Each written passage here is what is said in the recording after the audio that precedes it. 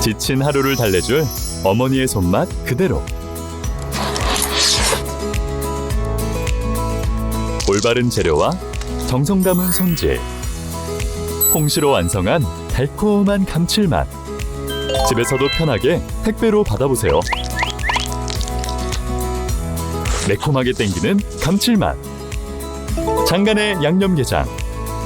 검색창에 장간의 양념게장을 검색해보세요. 트럼프 당선됐죠? 예측대로 갔죠? 우리나라 언론들이 미친 것 같아요. 자, vs 해가 있었을 때 누가 당선됐을 때가 우리나라 자선시장에 유리해 보였어요? 얘만 보더라도 답이 나오죠. 당선 확정되자마자 1,400원을 돌파했고, 또 이제 환율 너무 치니까 슬 풀고 있는 것 같아요. 왜냐면은 달러를 많이 풀어야 됩니다. 이번 정부에서는. 그래야지 외평기금으로 적자 또 메꾸지. 트럼프보다 해리스가 자산시장에 유리하죠. 아무래도 트럼프보단 바이든은 더 가까우니까. 그러니까 해리스 당선 가능성이 높다라고 언론에서 이야기를 하게 되면은 사람들이 주식이든 코인이든 부동산이든 들어오도록 만드는 거죠. 불과 한 두 달 동안이라도 막차 수요를 끌어모으면은 그동안에 빠져나갈 수도 있고, 또 기업들 같은 경우는 현금 확보를 더해서 무언가 나타낼 수도 있고, 이런 것들을 하기 위해서 계속 언론에서는 해리스가 더 우위인 것처럼 이야기를 했어요. 근데 트럼프 압승이죠. 비교도 안 됐다고 그랬죠. 그러니까 트럼프 분위기였는데 우리나라만 계속 해리스가 더 우위니 이런 기사들이 계속 떠요. 왜 그랬겠어요? 그러니까 뉴스가 사실 전달을 안 해요. 사실 전달을 하기보다 유리한 것만 자꾸 갖고 와가지고 그런 것들을 돋보이게 띄워주는 거죠.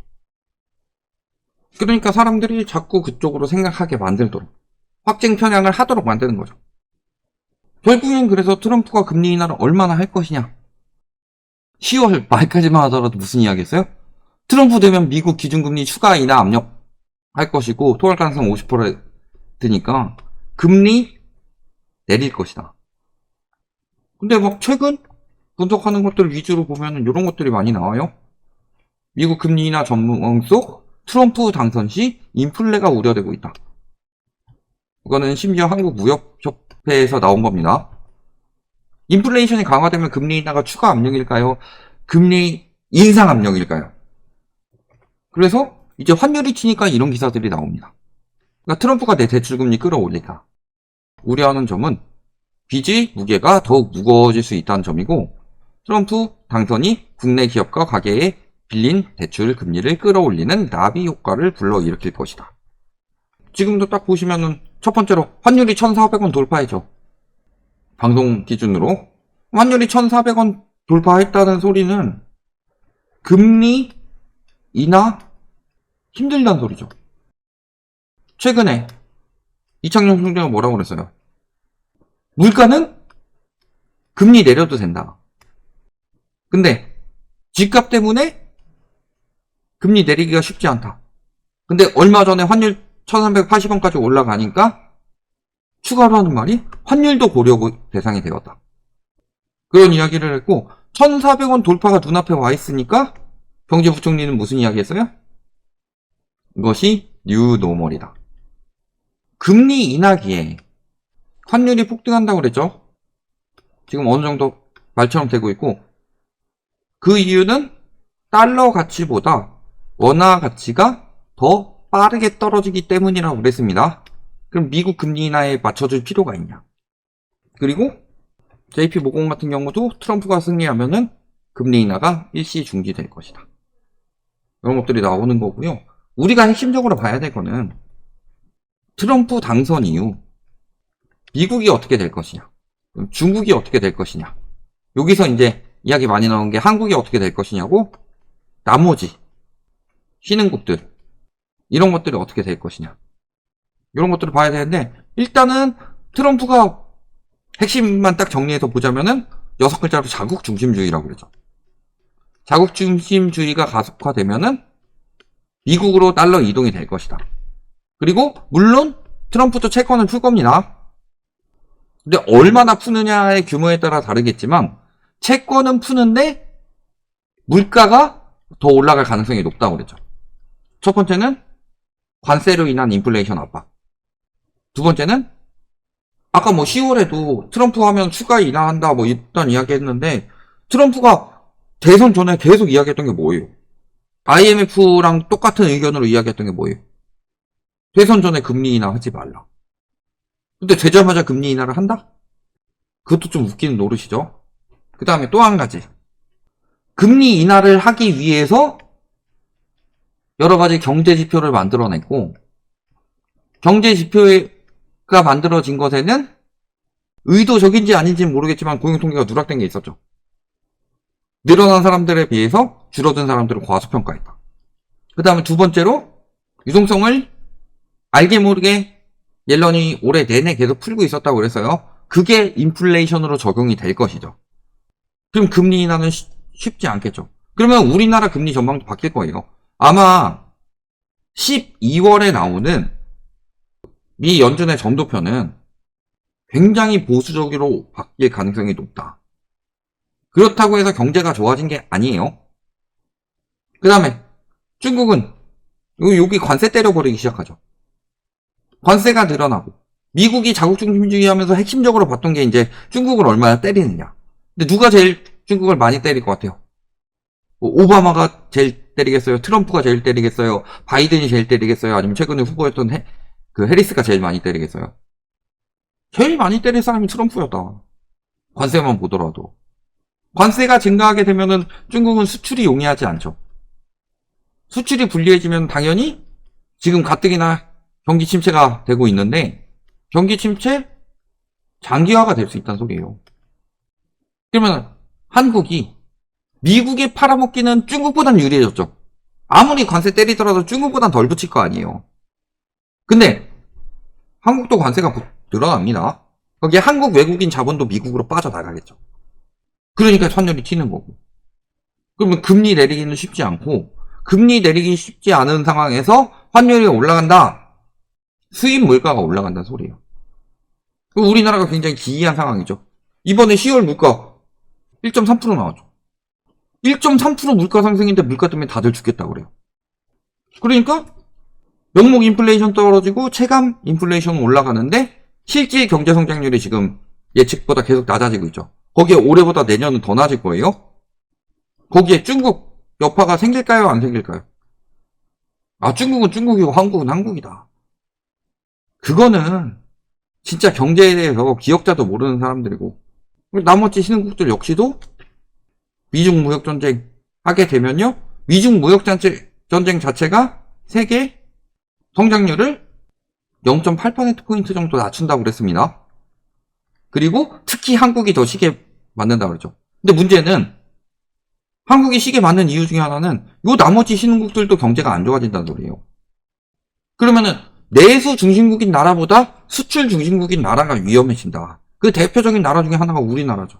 다른 나라들이 글로벌 금융이 터지고 내수 중심국으로 갈 때 우리나라는 내수 갉아먹으면서 부동산과 수출로 키워왔던 나라 아니에요. 그러면은 여기서 우리가 봐야 될 게 환율이 튀었다. 환율 때문에 금리를 못 내리게 되면요. 일단 가계부채가 너무 많이 늘어났죠. 근데 정부가 2년간 정책 대출 풀었죠. 내년에도 55조 풀 거라고 하지만 사실 작년 올해까지만 하더라도 그 정책 대출을 도시기금에서 상반기에 풀다가 이것을 자연스럽게 은행한테 바통을 넘겨줬는데 내년에는 은행권에서 다 해야 돼요. 근데 내년에 은행별 DSR 도입한다고 그랬죠. 근데 올해 목표치를 초과한 은행들에게서는 강화 도입한다고 그랬는데 초과 안 한 은행이 농협밖에 없죠. 그럼 어떻게 되겠어요? 금투세 폐지했는데 외국인 자본이 더 빠져나간다. 금투세 올리니까 잘 모르면서 어쩌고저쩌고 하면서 엄청 달더라고. 끝까지 안 본 인간들인 것 같아요. 내가 언제 금투세를 옹호했어. 잘 모르면서 금투세는 이게 문제입니다. 그게 금투세가 문제가 있으니까 제가 금투세를 보완해야 된다고 그랬지 금투세를 폐지하는 게 아니고 소득이 있는 곳에 세금이 있어야 되는데 금투세가 지금 개판이니까 보완해야 된다고 이야기를 했잖아요. 근데 아플다고. 왜? 금투세가 싫은 사람들이니까. 소득이 있는 곳엔 세금이 따라야 되는데 소득은 있는데 세금을 내기 싫은 사람들이 항상 그런 이야기 하는 거 아니에요. 그러면서 금투세 때문에 외국으로 자본 빠져나간다고 하죠. 그게 제일 개소리인 이유가 뭔지 아세요? 자, 세금 강화하면 부자들이 외국으로 빠져나간다고 그러죠. 우리나라는 근데 부자들이 세금 강화하지 말라고 하고 있죠. 미국은 이미 법인세도 강화했죠. 그리고 외국 부자들은 뭐라고 그래요? 세금 더 나게 해달라고 그래요. 우리나라는 지금 여론에 밀려서 금투세가 폐지가 됐죠? 외국인들은 세금 더 내라고 그래요. 그래서 지금 보면은 미국 부유세 찬성 여론이 누구한테 나오고 있다? 부자들에게 나오고 있다. 백만장자 여론 조사에서는 극단적 부의 집중은 민주주의의 위협이 된다. 우리나라처럼 부동산 폭등시키는 게 대표적인 이야기죠. 그 다음에 자산에 적용되는 세율은 어떻게 과세돼야 되냐? 세금 더 내야 된다. 자본 투자 세율이 근로소득보다 높아야 되냐? 높아야 된다. 저게 진짜 부자와 졸부의 차이다. 한국엔 세금 폐지하라고 난리치는 인간들 보면 대부분 졸부다. 소득이 있는 곳엔 세금이 있어야 된다. 다만 그 정책이 합리적으로 돼야 되는 건데 금투세는 이번에 정책이 보면 너무 그냥 누더기로 만들어서 문제였던 거고.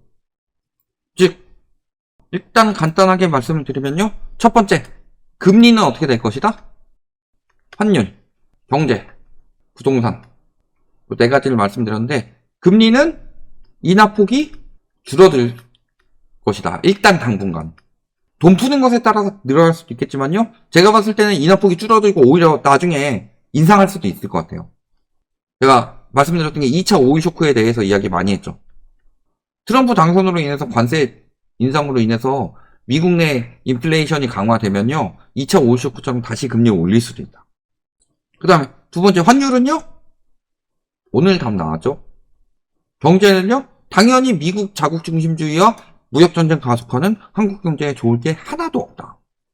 근데 우리나라 수출 중심국이기 때문에 타격이 크다. 비단 중국 옆에 있어서 타격이 큰 게 아니라 IMF가 괜히 중국 다음에 한국을 경고한 게 그 이유가 한국은 수출 중심국인데다가 자산 거품이 심하고 양극화가 심하고 내수가 죽었기 때문에 그 얘기를 한 거예요. 네 번째 부동산은 어떻게 되겠어요?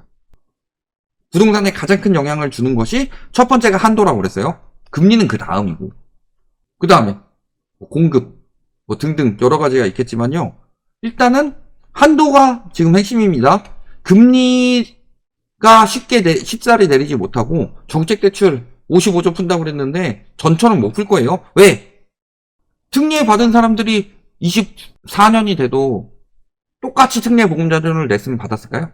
그러니까 디딤돌 완화한 거예요. 근데 똑같이 이 디딤돌 이 기준으로 내년에 가면은 얼마나 받을까요? 신세가 완화된다는 걸로 또 난리 치면서 트리거만 만들려고 하겠지. 근데 받을 사람들은 이미 받았다. 더 완화가 되지 않는 이상 55조를 푼다고 해서 55조가 다 풀릴 리가 없다. 그리고 전반적으로 한도를 유지하는 정책으로 가고 있고 거기에 금리마저 안 떨어진다면 집값은 어떻게 되겠냐? 부동산 어떻게 되겠냐? 이런 것들이 다 나오죠. 여기까지 말씀드리겠습니다.